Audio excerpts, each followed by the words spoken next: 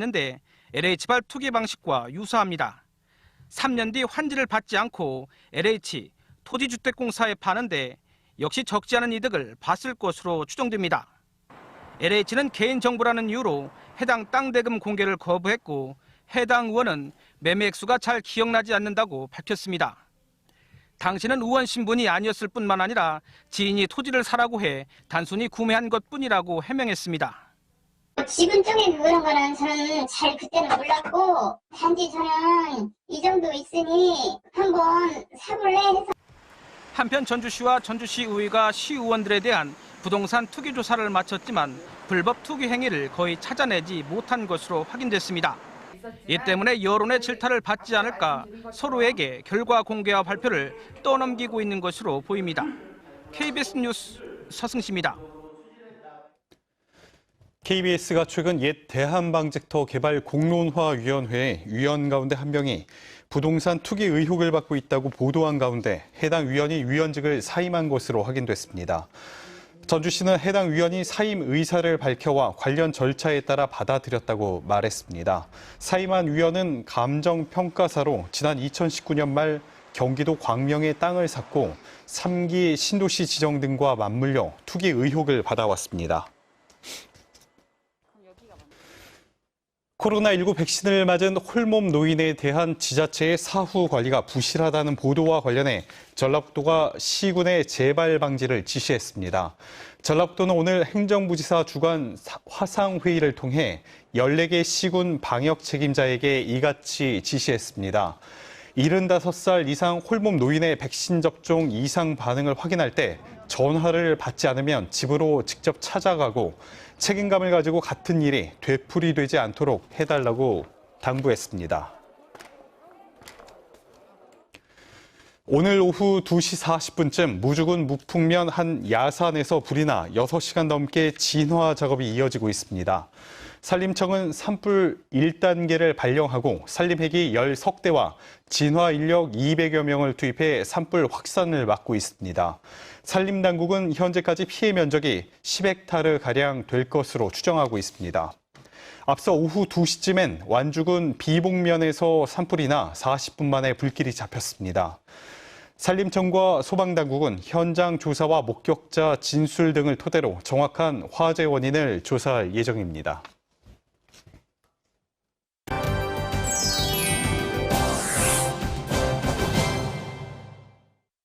인구 180만 명 붕괴.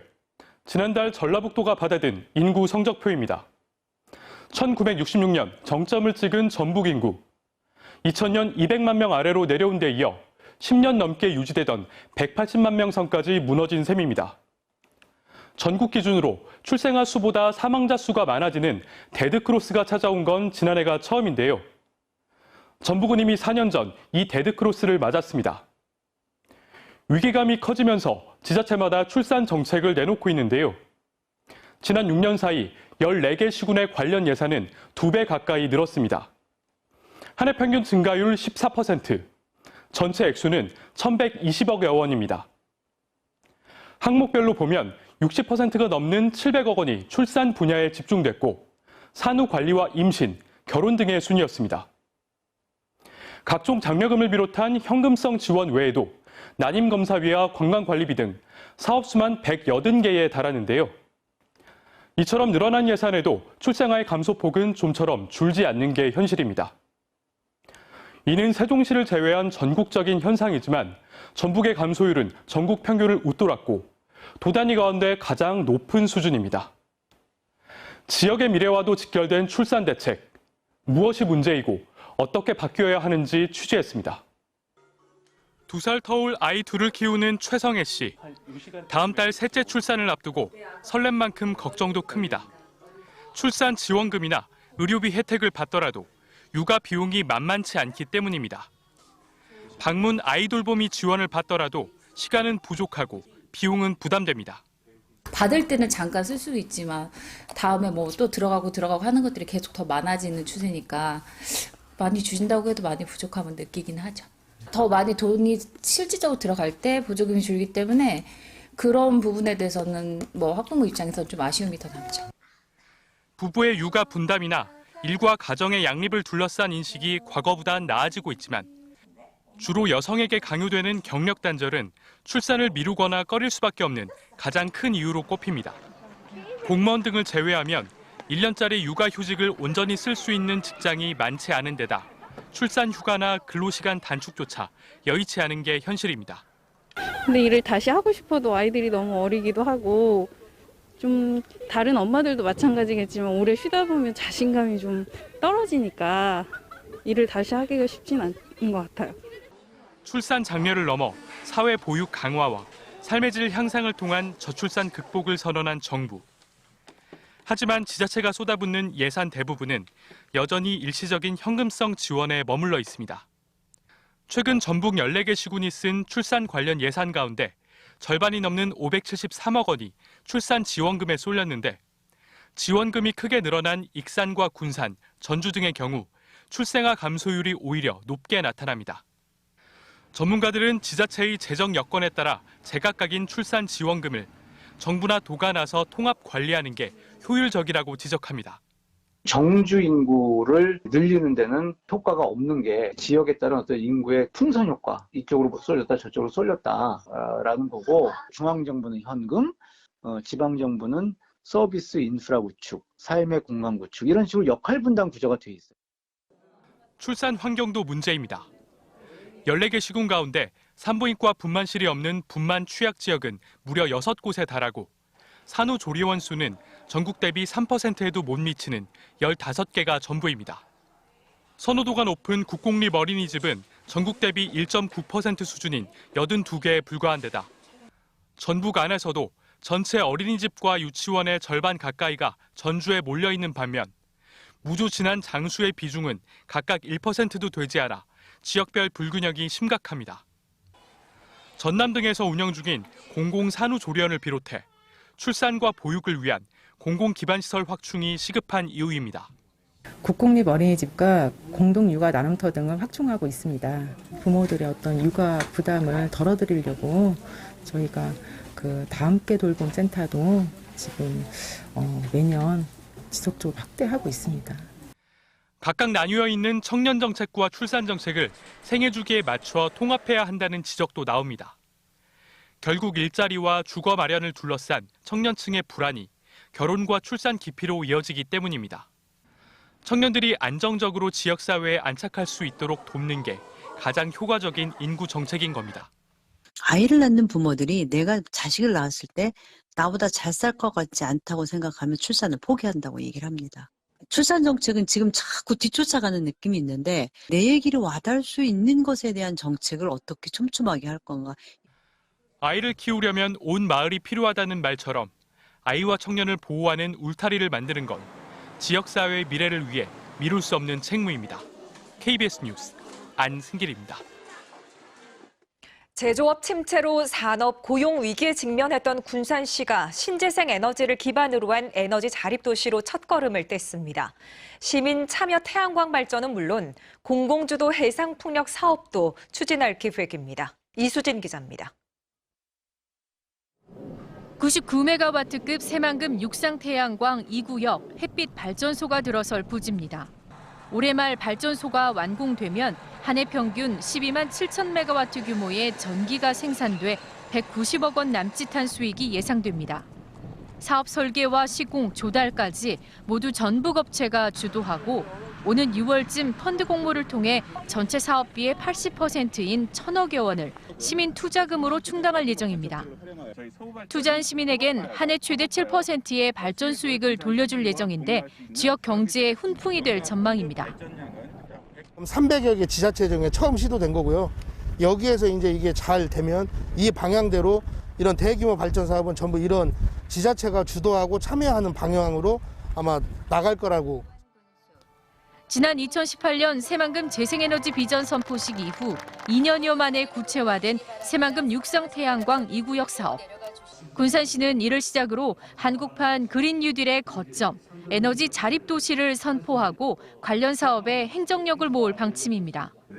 이와 함께 내년까지 군산 해역에 2기가와트급 공공주도 해상풍력 사업을 유치하고 새만금에 알리백 기업을 위한 스마트 그린 산단을 조성해 지역 산업 구조 개편에 나설 계획입니다.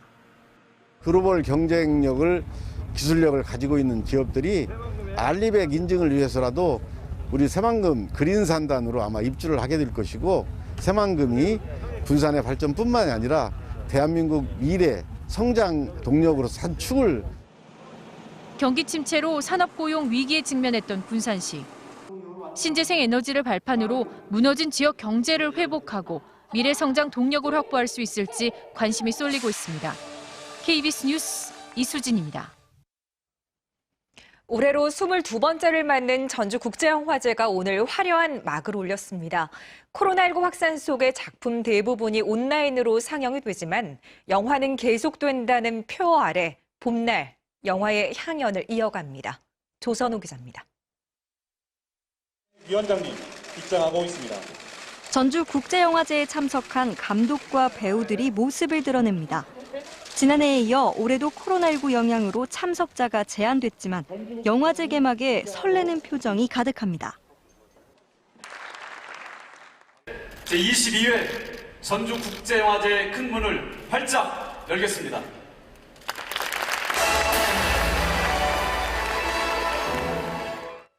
22번째 열리는 이번 영화제의 개막작은 세르비아 스루단 골로보비치 감독의 작품 아버지의 길. 제70회 베를린 국제영화제 등 세계 유수의 영화제에서 호평받은 이 작품을 시작으로 48개국 194편의 작품이 영화제를 통해 관람객과 만납니다. 코로나19 확산을 막기 위해 이 가운데 70%는 인터넷 동영상 서비스 플랫폼 웨이브 유료 결제를 통해 볼 수 있습니다. 방역 수칙을 지키는 선에서 작품의 30%는 영화관에서 상영되고 감독 배우와의 대화 일부도 대면으로 치러질 예정이어서 기대감을 높이고 있습니다. 올해는 특히 코로나19 세계 유행 이후 사회적 현상에 주목한 코로나 뉴노멀과 여성 영화 감독 7명의 작품 인생을 되짚는 인디펜던트 우먼 특별전으로 그 열기를 더할 예정입니다.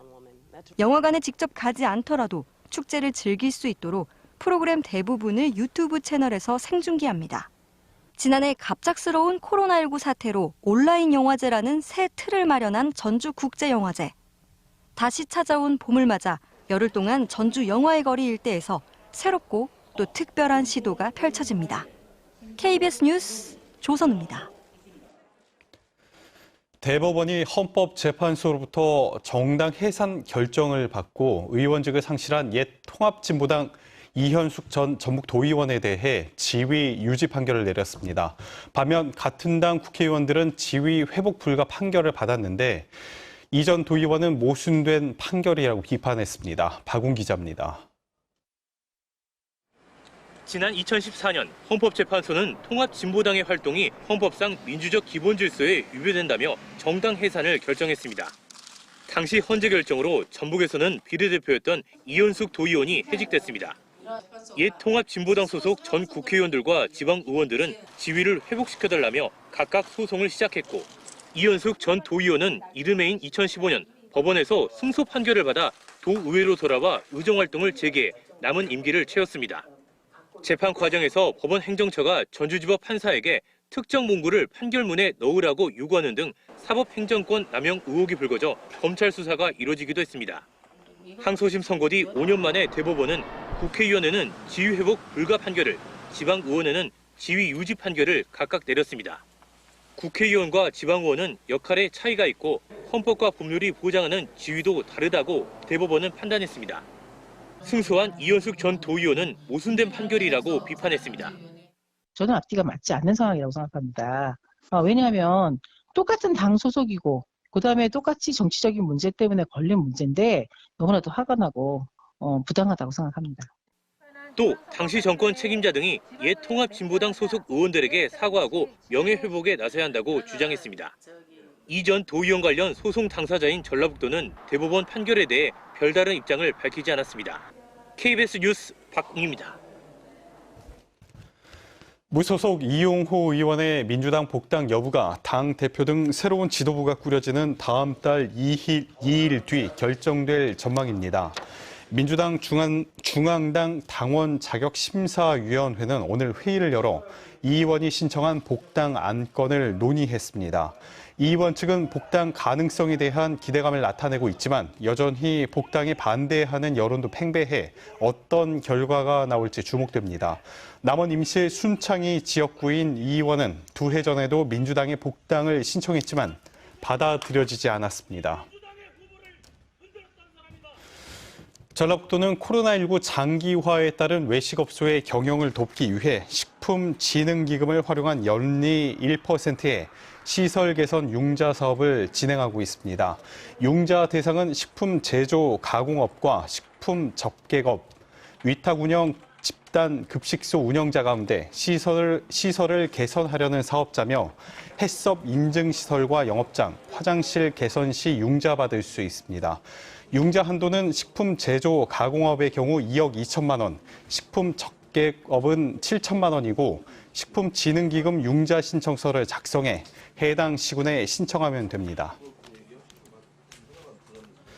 전라북도는 코로나19로 피해를 본 소규모 어가를 대상으로 한시적 경영지원 바우처 지급 사업을 시작합니다.